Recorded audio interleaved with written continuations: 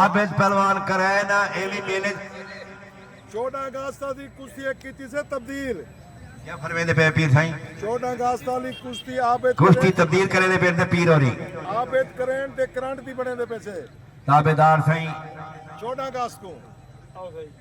आबिद पहलवान करे दी 14 अगस्त को कुश्ती तब्दील करे दे पे साईं पीर होरा दे हुक्म नाल करंट नाल हाय हाय वाह पीरा बड़ा शक्ति बड़े ताली ता मारो जा आबिद पहलवान करे ना असलम शाह बुखारी ने बहुत बड़ी कुश्ती बढ़ा दी है आबिद पहलवान करे बा मुकाबला करंट पहलवान 500 रुपया खान अभी जफर पहलवान लशारी नाल इन्हां दी कुश्ती है क्या नाम है सर तोड़ा सजावल पहलवान गुजरावाला माशाल्लाह बहुत बड़ा मेला करवा दिते ने शौकत खोजे नाल बड़ी मेहरबानी अहमद पहलवान खोजे नाल हसनैन पहलवान दी कुश्ती मलिक इको साउंड 14 अगस्त ना भुलाए इंशाअल्लाह जलसा मिलाद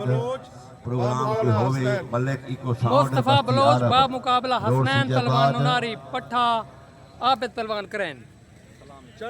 इस्लामी है मलिक रशीद दाह साहब इंशाअल्लाह से बहुत बड़ा मेला करा दी रिजवान ठेकेदार तक याद करने मलिक शाह साहब आगे थे जुनैद पहलवान नौन 14 अगस्त का जरा कुश्ती दा प्रोग्राम है जुनैद नौन दी उस्मान लगारी शकलैन लक दी राशिद बिहा इतले कुछ शारियां हुसैन नासिर जट यूनुस लगारी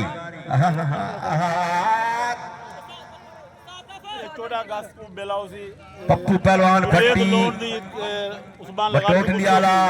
दिलबर पहलवान बलोच की कुश्ती होसी 14 अगस्त मलिक शौकत जट के पास है जी सिंह जरा है आया सही आया जरा घट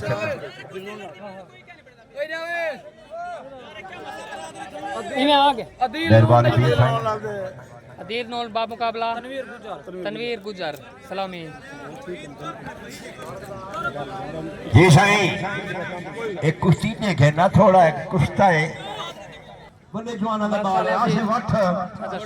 मेला पूरे नाम और पहलवाना ने पेन पूरे पाकिस्तान च बहुत बढ़िया कुश्तियां होसन भी कुश्तियां दंगल जाओ सन बाकी जेड़े तले भी लथा पहलवान खन्नू बासिर मुंसफ कुश्ती लग जा फाड़ ले खन्नू फाड़ ले बढ़िया कुश्तियां होसन आज का 14 अगस्त को माशाल्लाह बहुत बड़ा मेला करवा देते ने बहुत बड़ा मेला करवा देते ने बड़ी कुश्ती आबिद पहलवान करें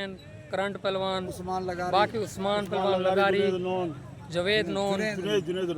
जुनैद नून बहुत बड़ा मेला करा देते ने थोड़ी सोच तो बड़ा मेला करा देते ने इंशाअल्लाह पहले भी मेले करवाते रहे हैं इंशाअल्लाह चाचा शौकत माशाल्लाह याद रखे छो